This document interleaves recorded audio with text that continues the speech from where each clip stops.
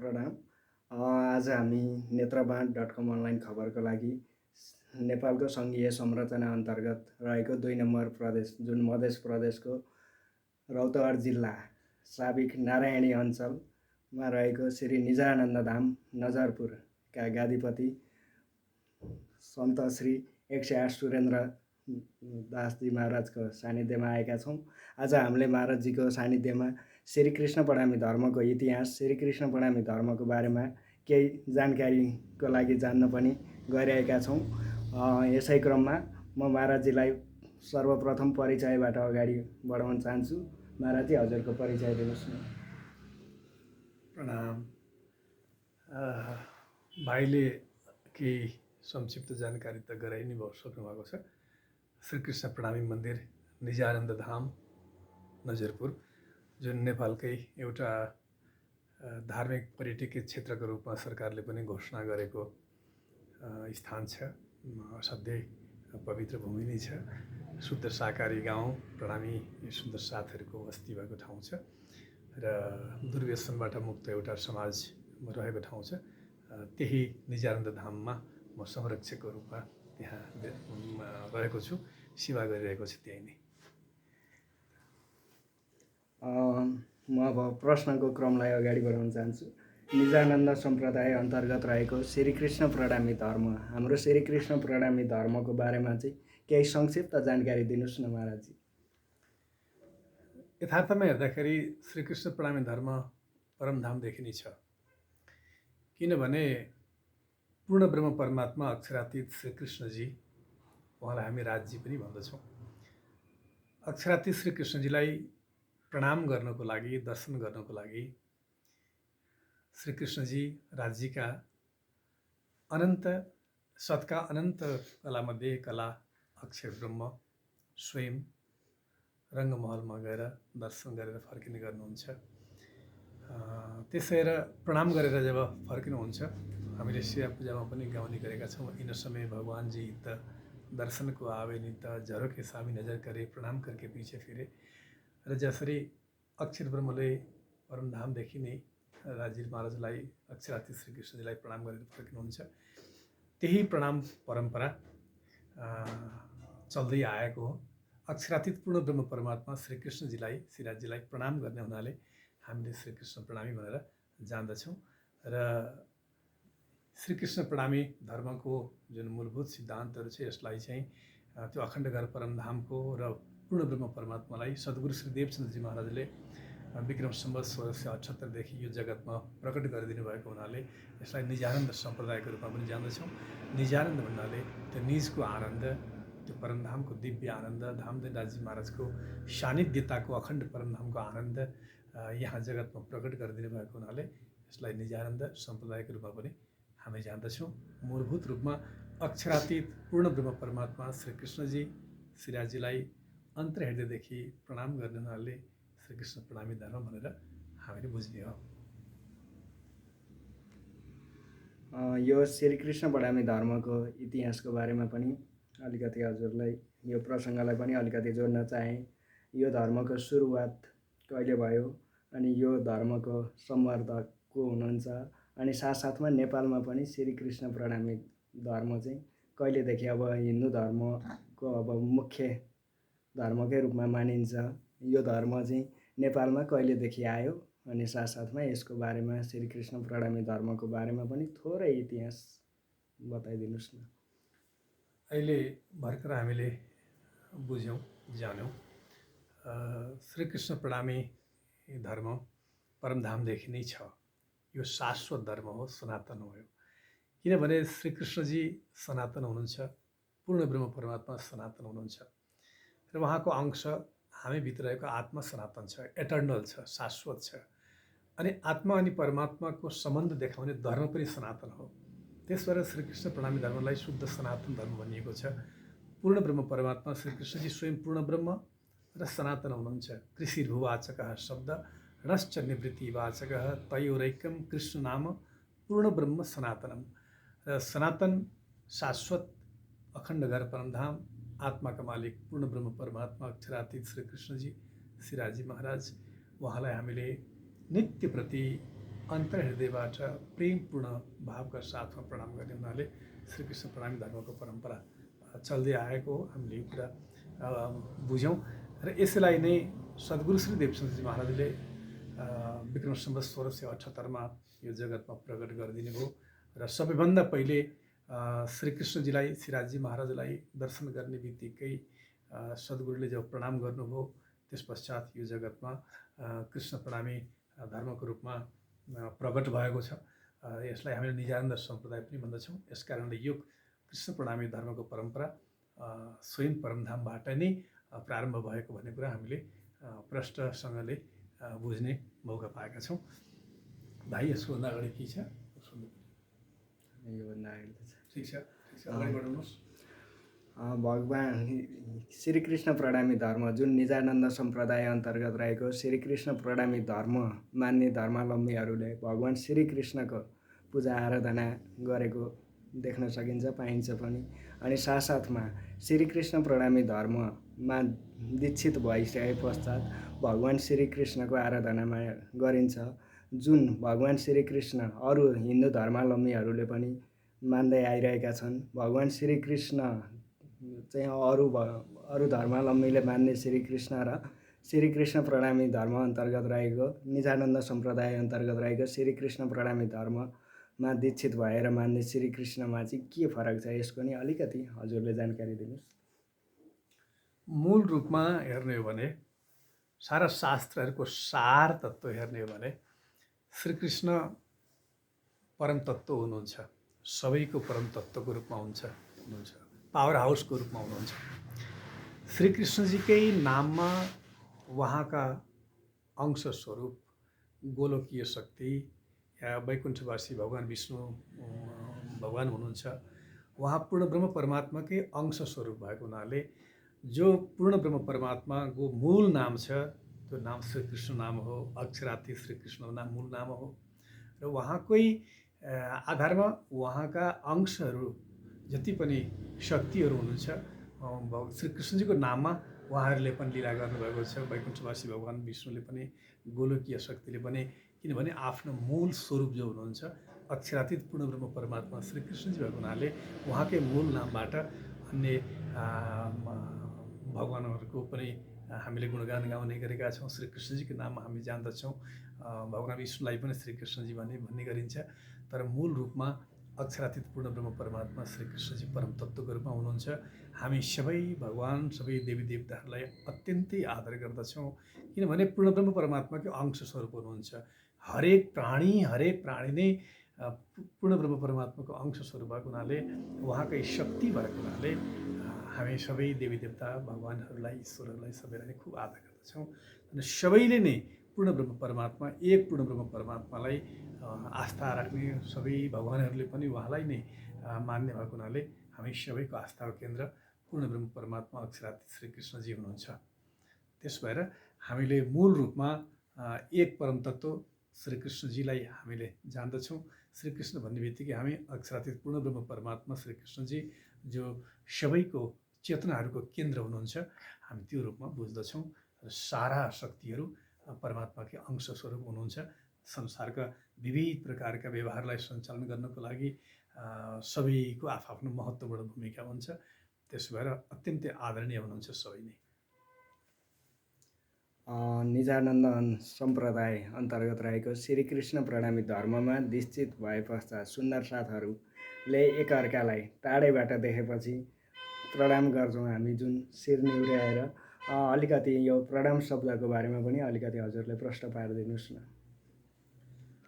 देवभाषा संस्कृतमा नम धातु भन्ने हुन्छ। नम धातुबाट यो प्रणाम शब्द बनेको छ। नम भनेको नमन गर्नु, झुक्नु, विनम्रतापूर्वक। अब नम धातुमा प्र उपसर्ग लागेर प्रणाम शब्द बनेको छ।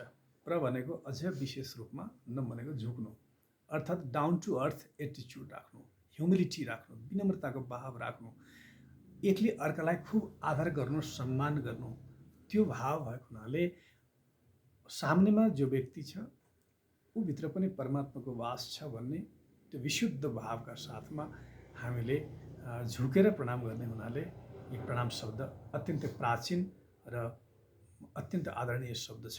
यसैले नै विशेष रूपमा परमात्माको वास छ सबैभित्र भन्ने भावका साथमा झुकेर विनम्रता प्रदर्शन गर्नु नै प्रणाम गर्नु हो। श्रीकृष्ण प्रणमी धर्मको मुख्य ग्रन्थ चाहिँ कुन मान्न सकिन्छ? यसको नि बारेमा। श्रीकृष्ण प्रणमी धर्ममा मुख्य रूपमा तारतम सागर हामीले स्वयं परमात्माको स्वरूपको रूपमा हामी मान्दछौँ, जान्दछौँ। सारा शास्त्रहरूको निचोडको रूपमा तारतम सागरलाई हामीले बुझ्ने गरेका छौँ। यसलाई पराज्ञान पनि भनिन्छ, परावाणी पनि भनिन्छ। सम्पूर्ण जति पनि शास्त्रहरू छन् जगतमा, ती सबैको शास्त्र जिस्ट सार तत्त्व तारतम सागरमा समेटिएको छ। त्यसो भएर तारतम सागर, तारतम भन्नाले तम भनेको अन्धकार, तार भनेको तार्नु, अन्धकारबाट, अज्ञानताको, इल्युजनको, इग्नोरेन्सको अन्धकारबाट तारेर स्वयं अक्षरातीतको परमतत्त्वको ज्ञान दिलाउने त्यो ब्रह्मज्ञानलाई नै तारतम सागर भनेर हामी जान्दछौँ। हजुरले जुन तारतम सागरको कुरा गरिरहँदाखेरि हामीले विभिन्न ग्रन्थहरू जस्तै वेद, पुराण, भागवत अब तारतम सागरको सारको रूपमा मानिन्छ। अनि यो मानिरहँदाखेरि वेद, भागवत, पुराण आदि मान्ने कि नमान्ने, यसको बारेमा नि थोरै जानकारी दिनुहोस्। वास्तवमा सबै शास्त्रहरू अत्यन्तै आदरणीय छन्। शास्त्रहरू प्रमाणको रूपमा छन्। पूर्ण ब्रह्म परमात्मा अक्षरातीत श्रीकृष्णजीलाई परिचय गराउनको लागि, पहिचान गराउनको लागि, त्यो अखण्ड घर परमधामको परिचय गराउनको लागि जति पनि सार रूपमा, साङ्केतिक रूपमा विभिन्न शास्त्रहरूले उल्लेख गरेको पाइन्छ। अलग अलग ग्रन्थहरूले, अलग अलग शास्त्रहरूले केही न केही सङ्केतको रूपमा, इसाराको रूपमा वर्णन गरेको पाइन्छ पूर्ण ब्रह्म परमात्मालाई चिनाउने प्रयासमा। त्यसो भएर भागवतमा त विशेष गरिकन अझ श्रीकृष्ण तत्त्व त्यो रसामृतले भरिएको ग्रन्थ भएको हुनाले अत्यन्त पूजनीय ग्रन्थ छ। यसै गरी सारा शास्त्रहरू हाम्रो लागि असाध्यै नै साक्षी रूपमा छन् र अत्यन्त आदरणीय छन्। सबै शास्त्रहरू हामीले पढ्नुपर्छ र सबै शास्त्रहरूको सार तारतम ज्ञान, तारतम जुन ब्रह्मज्ञान छ त्यसको महत्त्व त छँदै नै छ, तर हामीले सारा शास्त्रहरूलाई पनि ग्रहण गर्नुपर्दछ, साथमा लिएर हिँड्नुपर्दछ। श्रीकृष्ण प्रणमी धर्ममा दीक्षित भए पछाडि अब जुन धर्मको सिद्धान्त, नियम, आचरणहरू यिनीहरू चाहिँ मान्ने कि नमान्ने, त यसको बारेमा नि स्पष्ट पारिदिनुहोस् न। श्रीकृष्ण प्रणमी धर्ममा मूलभूत रूपमा 5वटा नियम, अनुशासन, आचरणहरू हामी प्रसिद्ध रूपमा जान्दछौँ। त्यसलाई असाध्यै जीवनमा उपयोग गर्नुपर्ने हुन्छ, लागू गर्नुपर्ने हुन्छ, इम्प्लिमेन्ट गर्नुपर्ने हुन्छ। के हुन् तिनीहरू भने बिना तमाखु छोड़ दो, मांस मछली सब, शराब और सब कैफ, परदारा चोरी न कब। अर्थात् सुर्तीजन्य पदार्थबाट टाढा रहने हमेशा, कुनै पनि चिजहरू होस्। त्यसपछि हरेक प्रकारका हिंसाबाट टाढा रहने, कुनै प्रकारका मनको हिंसा होस्, वचनको, वाणीको हिंसा होस् या कर्मबाट गरिने हिंसाहरू हुन्, हरेक प्रकारका हिंसाबाट टाढा रहने, शराबहरूबाट मुक्त रहने, हरेक प्रकारका नशाहरूबाट टाढा रहने र स्त्रीले पुरुषलाई र पुरुषले स्त्रीलाई खूब आदर र सम्मानको भावले हेर्ने, अत्यन्त आदरणीय भावले हेर्ने, रेस्पेक्टफुल भावले हेर्ने र त्यसै गरी चोरी नगर्ने, सत्यको पालना गर्ने र जीवनशैलीलाई असाध्यै सरल बनाउने, यस्ता प्रकारका अलग अलग जुन अनुशासनहरू, नियमहरू छन् श्रीकृष्ण प्रणमी धर्मका अत्यन्त मूलभूत नियम अनुशासन छ। त्यसलाई हामीले दृढ रूपमा पालन गर्नुपर्ने हुन्छ। किनभने हाम्रो भोजन आहार जस्तो प्रकारको छ, त्यस्तै अनुसारले हाम्रो थट प्याटर्न पनि त्यस्तै हुने गर्दछ, विचारका श्रृङ्खलाहरू त्यस्तै हुने गर्दछन्। त्यसो भएर हाम्रो जीवन पद्धति, शुद्ध सात्विकता, रहन सहन, यी सबैलाई हामीले खुब अनुशासनमा रहेर आध्यात्मिकतालाई जीवनमा उतार्ने प्रयास गर्नुपर्दछ।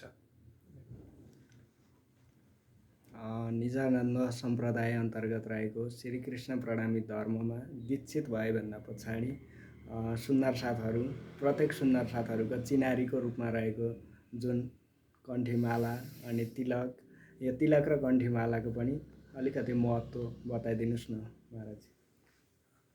हामीले तिलक चन्दन लगाउने गर्दछौँ। यो बिचमा दुईवटा भ्रिकुटीको माझमा यसलाई आज्ञा चक्र भनिन्छ।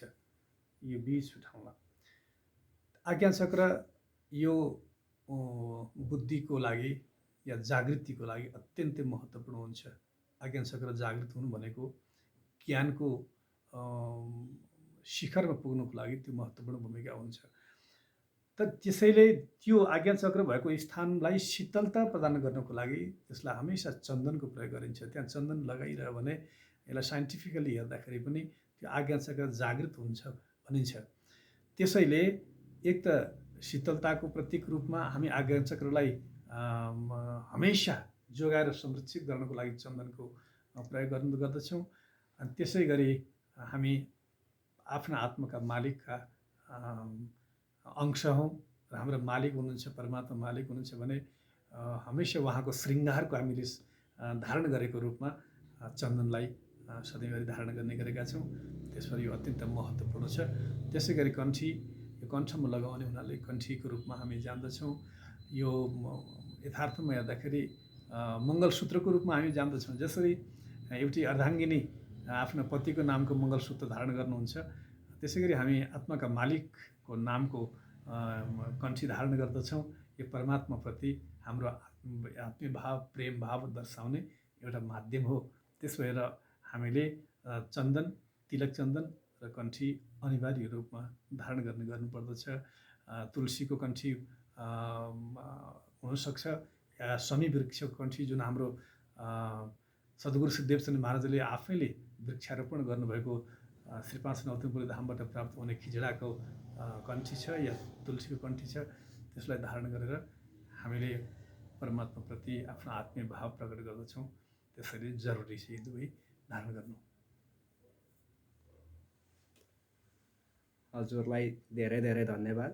आफ्नो समय, महत्त्वपूर्ण समयको पाबन्दीलाई मध्यनजर गरेर हामीलाई केही थोरै आफ्नो अब श्रीकृष्ण प्रणामी धर्मको बारेमा केही जानकारी दिनुभएकोमा हजुरलाई धेरै धेरै धन्यवाद व्यक्त गर्न चाहन्छौँ। साथसाथमा हजुरले अब अन्त्यमा के भन्नुहुन्छ यो पनि जान। हामी मूल रूपमा पूर्ण ब्रह्म परमात्मा श्रीकृष्णजी, अक्षरातीत श्रीकृष्णजीलाई आफ्नो आत्माको मालिक मान्दै सारा सचराचर जगतलाई एक सुन्दर साथको रूपमा बुझ्दै, किनभने जसको हृदय सुन्दर छ उसलाई सुन्दर साथ भन्ने हो। यो सारा संसार नै सुन्दर साथ हो। त्यसबाट विनम्रताको भाव हृदयमा उतार्दै अत्यन्तै झुकेको हृदय, प्रेमले भरिएको हृदयको साथमा हामीले जीवनशैलीलाई एकदम सरलता र विनम्रताले भरिएको बनाउँदै शुद्ध र सात्विक जीवनशैली अपनाउँदै जीवनलाई धन्य बनाउनु पर्नेछ। समानताको भाव ल्याउने, सबैप्रति समानता, जातीय समानता, धार्मिक सद्भाव सबैप्रति राख्दै अनि विश्व बन्धुत्वको भाव राख्दै यो सारा जगतलाई नै सुन्दर साथको रूपमा एउटै मालामा गाँसेर हामीले यहाँदेखि अक्षरातीत पूर्ण ब्रह्म परमात्माको त्यो दिव्य धामसम्म सँगै लिएर जानुपर्नेछ। कतै पनि कोहीप्रति पनि असमानताको भाव, विभेदको भाव नराखिकन हामी सबैप्रति प्रेमपूर्ण व्यवहार गर्दै त्यो परम तत्त्वको तर्फको यात्रामा जानुपर्नेछ। र विशेष गरिकन यो 7 दिनसम्म यहाँ हाम्रो जुन कार्यक्रम पनि चलिरहेको छ, भोलिदेखि त्यसमा दिनभरि ब्रह्मवाणी, तारतुङ सागरका चर्चाहरू हुने गर्दछन्। त्यो परम तत्त्वको विषयमा चर्चा हुने गर्दछन् र बेलुका विशेष गरिकन युथ ओरिएन्टेड प्रोग्रामहरू हुने गर्दछन्।